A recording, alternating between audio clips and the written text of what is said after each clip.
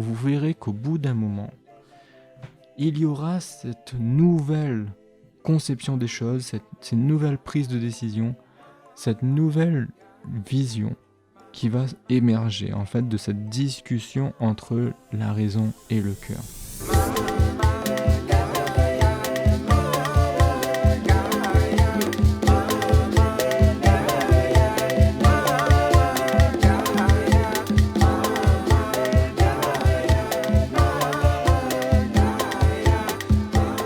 Salut et bienvenue sur le podcast Harmoniser sa vie. Je suis Gaël Salési, créateur du mouvement Harmonisateur de vie. Mon but, permettre à chacun de ramener de l'harmonie dans sa vie en osant être pleinement soi et se libérer de tous les masques qui freinent son épanouissement. Je crois fortement que le monde sera en paix et en harmonie lorsque chaque être humain vivra en incarnant son véritable soi.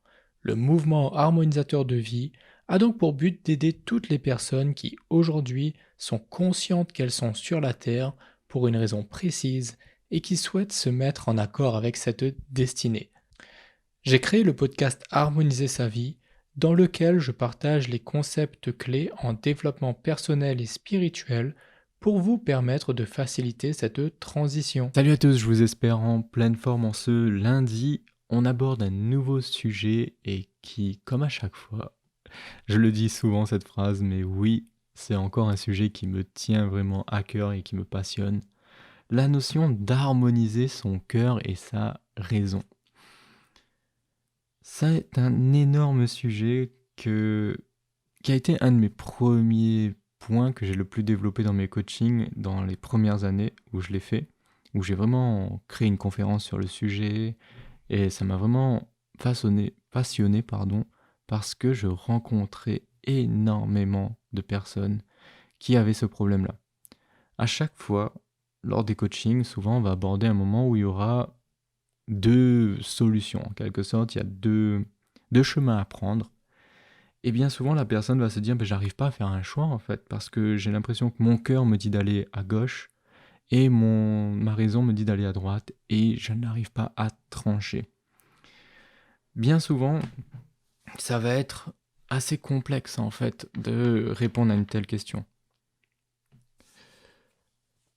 Par exemple, certaines personnes vont vous dire je dois bien faire les choses, c'est important que ça soit fait de manière parfaite et il faut que ça soit comme ça. Et mais en même temps, j'ai quand même envie de prendre du plaisir dans ce que je fais et du coup, voilà, faire les choses de manière parfaite et suivre les règles à fond, c'est parfois chiant, quoi. Et du coup, comment est-ce que je fais pour suivre cette notion de faire les choses dans les règles, tout en prenant du plaisir, par exemple? J'ai l'impression que c'est soit l'un, soit l'autre, en fait. De même, il y a des personnes qui vont dire, ok, entre les obligations que j'ai au quotidien et les obligations que j'ai envers les personnes autour de moi, les membres de ma famille, et prendre du temps pour moi, c'est difficile de faire les deux, en fait. Et j'ai l'impression que j'ai pas le droit de prendre du temps pour moi parce que justement je dois prendre du temps pour les autres et m'occuper des autres. Sauf qu'en parallèle, je sens que c'est pas viable de faire uniquement l'un. Et je me vois mal aussi juste prendre du temps pour moi parce que ça serait totalement égoïste. Et puis même, moi j'aime m'occuper des gens, donc je perdrais aussi ce côté-là. Et c'est complexe en fait, pareil, de savoir comment suivre les deux pas. Et c'est là où justement j'ai envie de partager aujourd'hui cette notion, ce podcast, de comment est-ce que l'on fait pour harmoniser justement les deux principes. Comment est-ce que l'on fait pour trouver un équilibre entre ce que nous dit notre cœur et ce que nous dit notre raison. Alors, tout d'abord, qu'est-ce que j'entends par cœur, qu'est-ce que j'entends par raison? Écouter son cœur, pour moi, c'est un peu suivre son intuition, c'est écouter ce que notre âme, notre être au plus profond de soi, notre partie divine, souhaite exprimer au travers de nous-mêmes. Et le cœur, c'est pas simplement les émotions. Quand je dis écouter son cœur, ça veut pas simplement dire être en accord et écouter ses émotions. Non, c'est pas toutes les pulsions émotives qu'on peut avoir qu'il faut écouter. Non, je parle vraiment de cette notion d'âme, cette notion de partie divine que l'on a en nous. Et la raison, c'est tout ce qui touche en fait à notre mental, c'est-à-dire toutes les pensées, toutes les connaissances que l'on a acquises depuis notre naissance jusqu'à aujourd'hui, c'est plein d'informations en fait, et c'est prendre des décisions en gros en accord avec ces informations-là. Notre raison, en gros, c'est le raisonnement, justement, la notion de raisonnement, c'est de pouvoir tirer des conclusions en fonction des informations que l'on a. Et là-dedans, c'est que parfois, il y a un clash, on a une espèce de sensation à l'intérieur de nous, on ressent qu'il y a comme si notre âme, notre être divin en train de nous dire tu devrais faire cela. Et pourtant, notre raison nous fait non, mais c'est juste pas possible de faire ça. Si tu fais ça, euh, tu vas créer des problèmes. Donc, ça rentre pas dans le cadre, en fait. Et il y a cette espèce de, justement, conflit entre les deux. Et lorsqu'on se pose et qu'on a cette espèce de conflit, beaucoup de personnes vont se dire, il faut que je tranche, en gros. Il faut que je fasse un choix, et comme s'il y en a un qui a raison et l'autre a tort, en fait. Et la première des choses que j'ai envie de partager avec vous sur mes 3 points de ce podcast, c'est qu'il faut sortir absolument de ce cliché que il y a un et l'autre, il y en a un qui a raison et l'autre a tort. Qu'en gros, il faut trancher, qu'il y a une vision un peu manichéenne des choses, blanc, noir, bon, pas bon, et qu'il ne peut pas avoir de nuances en fait. Et ça, c'est vraiment un des pires schémas à avoir. Donc par exemple, beaucoup de personnes qui font du développement personnel, spirituel, et d'ailleurs j'en ai dans mes coachings, c'est que dès que on va arriver à définir un peu cela, la personne me dit ah ben mon cœur me dit ça, ben donc je devrais suivre mon cœur. Et je lui dis bah ok, si c'est ce que tu veux, comment ça se fait que tu n'y arrives pas? Et la personne me dit ouais mais je sais pas. Ben, je fais ouais, mais si tu dis que parce que tu es spirituel et que tu fais des développements personnels et tout, donc tu devrais absolument suivre ton cœur. Si c'est ça aujourd'hui ta manière de fonctionner, bah ok, qu'est-ce qui fait que tu n'y arrives pas? Et la chose, c'est que ça devient comme une obligation de se dire, parce que je me dis que c'est mon cœur, je dois absolument suivre mon cœur, je dois absolument suivre ce que mon âme me dit, et en gros rejeter le reste. Et ça, c'est un principe qui, aujourd'hui, je n'arrive même pas à comprendre d'où il vient. En... Je sais qu'il y a certaines formes de spiritualité qui disent que tout ce qui est lié à la pensée, aux émotions, doit être rejeté, parce que ça, c'est notre ego, ça développe notre ego. Je ne sais pas d'où vient cette idée qu'en gros, il faudrait simplement suivre son cœur et dans toutes les décisions qu'on doit prendre, ça doit être le cœur qui prône et on doit rejeter les autres. Et là, j'aimerais vraiment mettre quand même la clé là-dessus, enfin un point d'honneur à dire que ce qui me dérange, c'est pas de suivre son cœur, c'est de rejeter la raison. Et voilà, ne me faites pas dire ce que je n'ai pas dit, je n'ai pas dit qu'il ne faut pas suivre son cœur, hein. J'ai bien dit qu'il ne faut pas rejeter la raison lorsque l'on pense qu'il faut suivre son cœur. Et de même pour certaines personnes qui sont très scientifiques et très, on va dire, à fond, vont se dire, non, il faut toujours écouter sa raison, parce que la raison, c'est plus important. Quand on pose les choses par A plus B, c'est théorique, c'est carré, c'est... Voilà, il n'y a pas de tergiversion et que c'est tellement flou, en fait, quand on écoute son cœur, l'intuition peut nous tromper ou des choses comme ça, que il faut absolument suivre la raison et c'est le raisonnement qui prône, voilà. Il n'y a pas de notion d'âme, il n'y a pas de notion d'esprit ou des choses comme ça. Et à nouveau, très bien, c'est une manière de voir les choses, mais pour moi, il ne faut pas rejeter l'autre, en fait. C'est surtout cette notion. Et ça m'amène justement au deuxième point. C'est que la clé, en fait, elle est au niveau de l'équilibre entre la raison et le cœur. Bien souvent, on se dit, on ne prend pas le temps de se dire qu'ok, j'ai défini qu'il y a 2 voies. Soit mon cœur me dit ça, ma raison me dit ça, et on va se dire, ok, en ce moment-là, laquelle des 2 voies je prends? Mais on ne prend pas le temps de se dire qu'il peut exister une 3e voie, dans laquelle, en gros, on fait discuter notre cœur et notre raison, et en gros, tous les deux, elles s'accordent, elles se disent, ok, bon, on va faire les choses ensemble, et on va collaborer, on va travailler main dans la main, pour créer une 3e voie dans laquelle nous serons tous les deux heureux et contents. Et c'est justement là où se trouve, dans la majorité des cas, si je ne dis pas dans les 100%, même si je ne peux pas le prouver, mais pour moi c'est ma conviction que lorsqu'il y a un tel dilemme, c'est la voie du milieu, c'est la 3e voie qui est toujours la bonne, qui est toujours celle que choisit une personne au fond, parce que c'est là où elle se sent alignée. Et pour moi, ce point-là, il est vraiment extrêmement important en fait. Que l'idée des choses, elles sont manichéennes, elles sont vraiment, c'est blanc ou noir, ça serait, en gros, ben, garder, enfin, ne pas comprendre en fait les règles dans lesquelles nous vivons sur cette terre. Et une des lois les plus importantes, c'est la loi de la dualité. C'est-à-dire que nous vivons sur la terre dans un monde de dualité. Rien ne peut exister sans son opposé. Cherchez ce que vous souhaitez, cherchez ce que vous voulez. Sur la terre, il n'existe rien qui n'a pas un opposé. Tout vit et existe grâce à cet opposé. Et donc, vous voyez, vous prenez une pièce de monnaie par exemple, ben, essayez d'avoir que le pile. C'est juste pas possible. Toute chose aura un devant, un derrière. Toute chose a une droite, une gauche par exemple. Toute chose qui est conçue de manière en 3D aura cela. Et il y a vraiment ces concepts en fait qu'il faut garder en tête. Notre monde fonctionne comme cela. Et du coup, nous ne pouvons pas rejeter cette dualité-là. Nous ne pouvons pas nous dire que c'est soit le cœur, soit la raison. Ça va être la voie du milieu, ça va être le mélange des deux, parce que nous sommes nous-mêmes une dualité. Nous sommes deux concepts, nous sommes deux choses à l'intérieur d'une même. Enfin, nous sommes à l'intérieur d'une même chose, deux. Donc nous avons notre part justement divine, notre part égotique, notre personnalité, et les deux doivent fonctionner en même temps et avec.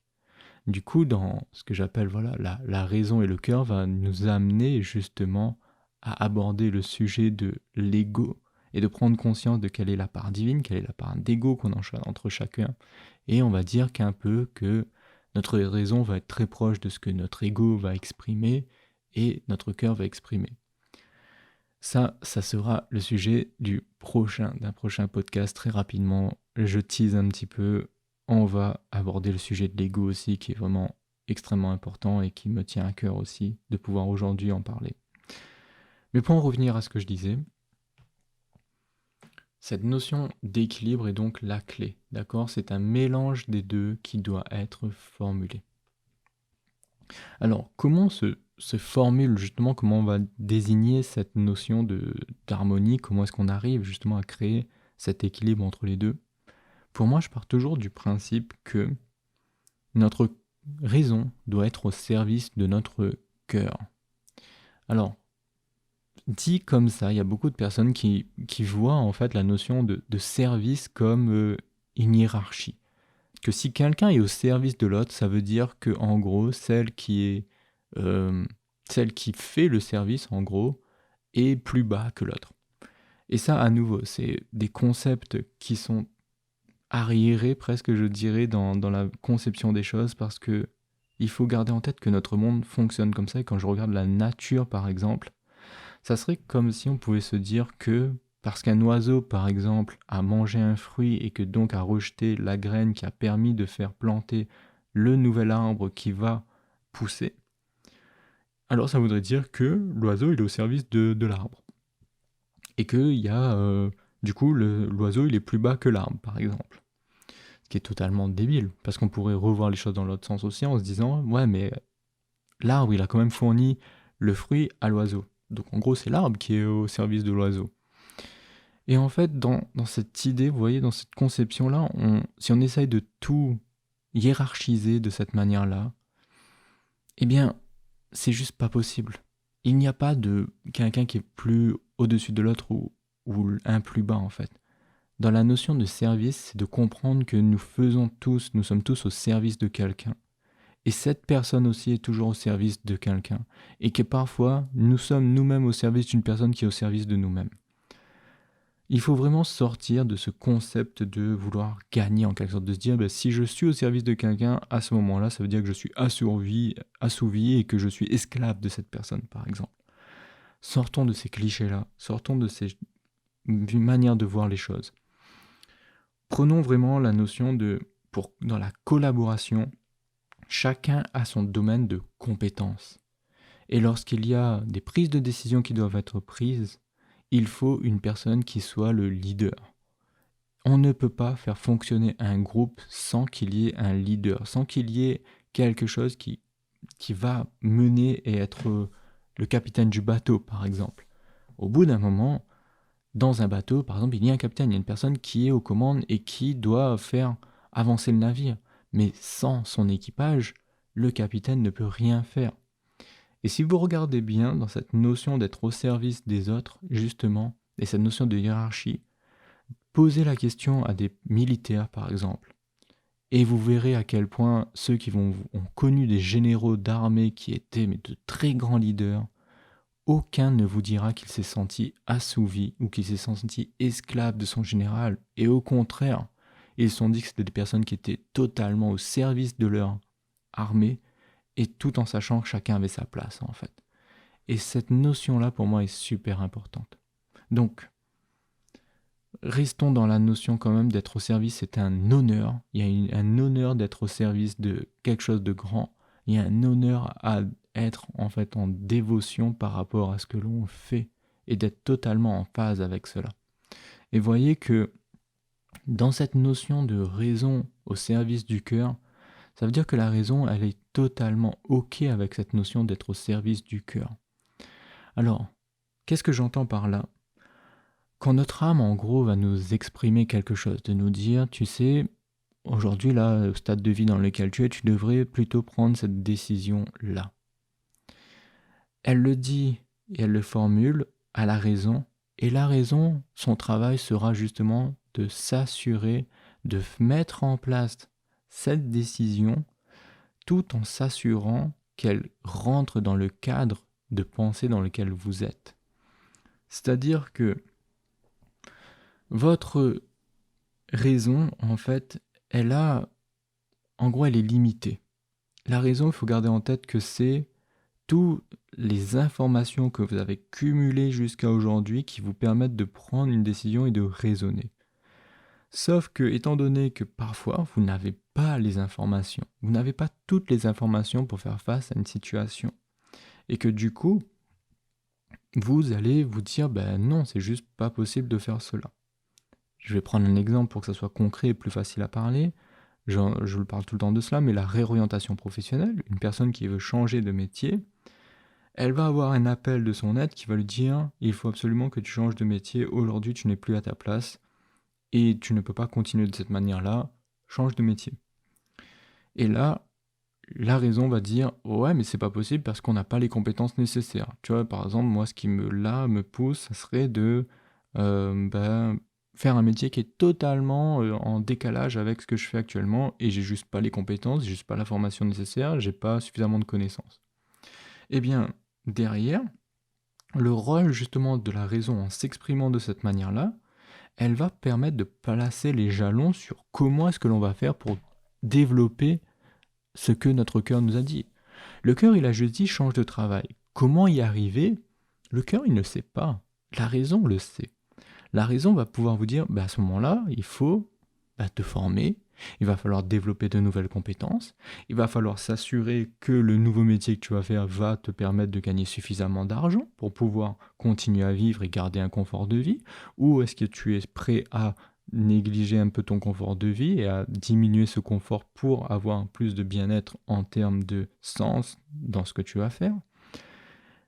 Et la clé, en fait, elle est là. C'est d'avoir cette genre de conversation entre la raison et le cœur. Le cœur pose. Le cœur va nous dire, c'est cela qu'il faut faire. Comment le faire ? C'est la raison qui le sait. Seule la raison peut définir les étapes. Étape 1, il va falloir faire ça. Étape 2, il va falloir faire ça. Étape 3, il va falloir faire ça. Il faut s'assurer que vous gardez justement un cadre, que la personne que vous êtes actuellement, elle a besoin d'avoir un certain cadre pour continuer à exister. La vie que vous menez actuellement sur cette terre dépend quand même de certains facteurs qui ne sont pas du tout les mêmes que la partie divine que vous avez. La partie divine, c'est le tout.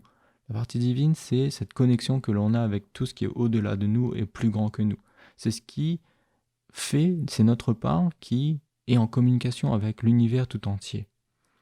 L'univers tout entier, vous pensez qu'il a vraiment... Il se soucie qu'il y a un être humain sur la Terre qui meurt ou qui vive pour faire fonctionner l'univers. est-ce qu'il va se demander, au contraire, est-ce qu'il faut que lui soit à cette place ou à cette place? La seule chose qu'il va se soucier, c'est justement, il faut que pour l'harmonie, les choses se bougent et se mettent à cette place, et il s'en fout en fait que est-ce que ça va se faire dans la douleur ou est-ce que ça va se faire dans la joie, dans le bonheur. Il faut juste que vous vous mettiez à une autre place, point, c'est comme ça, pour l'harmonie de l'univers en fait. Et c'est ce que votre âme, votre être va vous dire.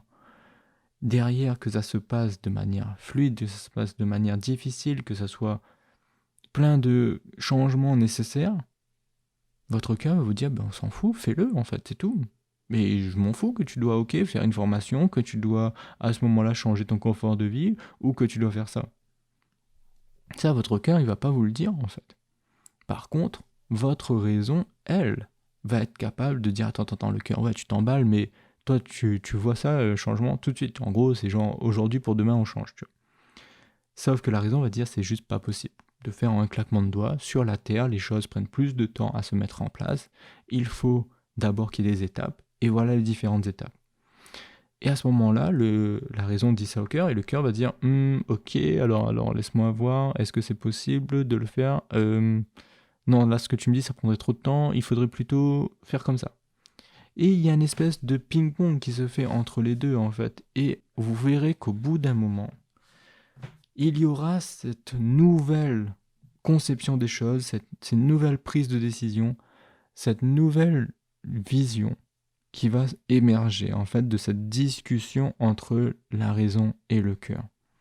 Vous allez trouver la troisième voie, vous allez trouver une solution qui va être totalement créative, qui va être totalement nouvelle et innovante, dans laquelle vous allez dire, mais en fait, c'est encore mieux que ce que je pensais au départ. La troisième voie, souvent pour vous, vous dites, waouh, mais c'est tellement mieux en fait de faire comme ça, et que heureusement que j'ai pas suivi que le cœur ou la raison. C'est la combinaison des deux qui crée une solution parfaite.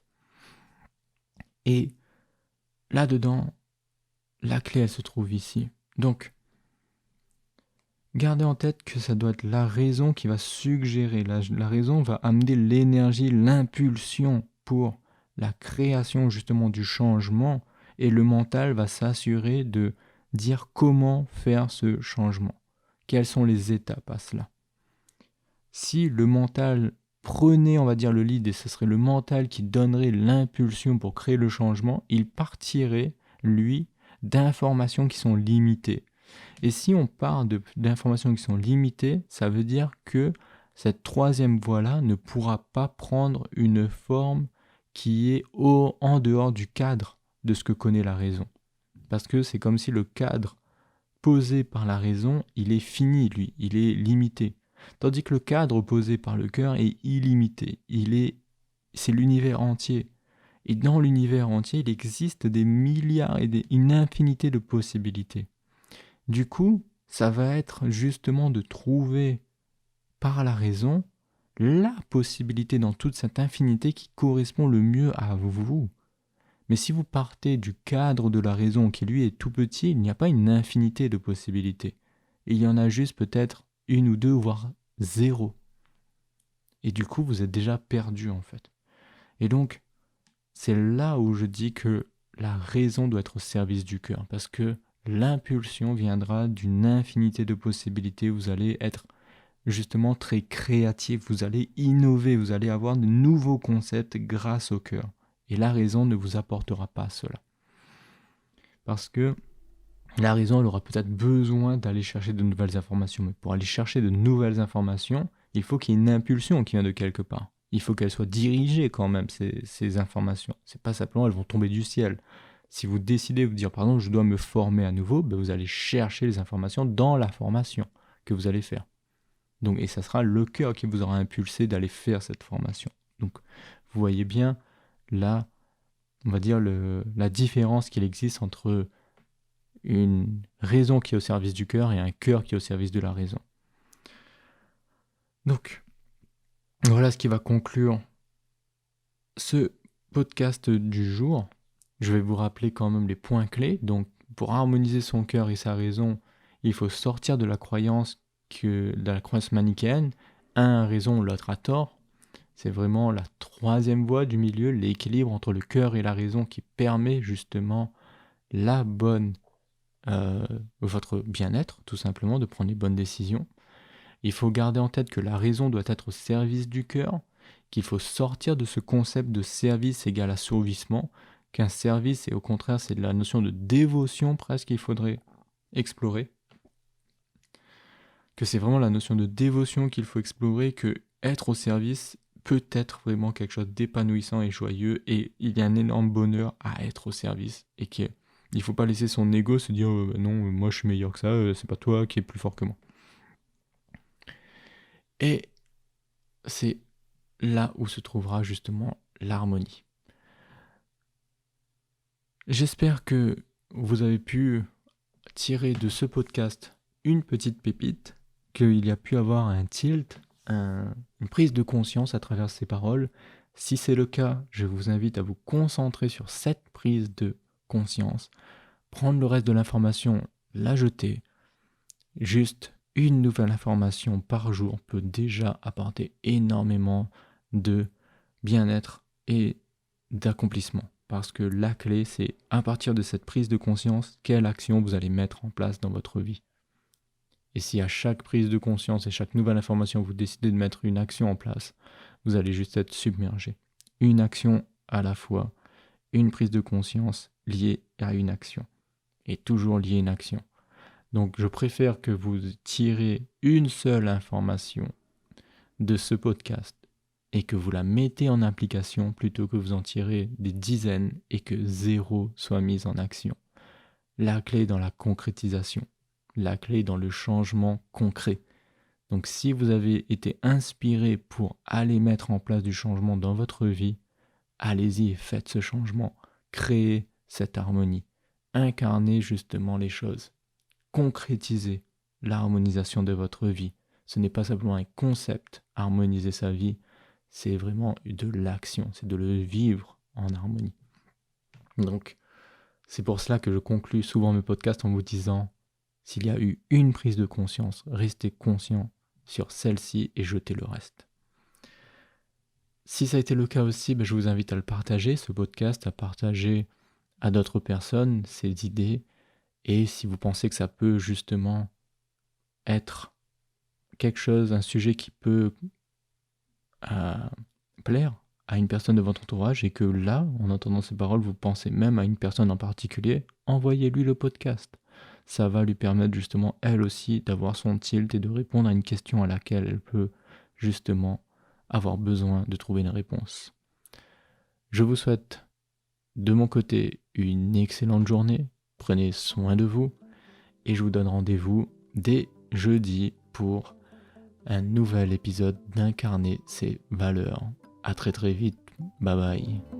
Li même gros moment, la cadeau,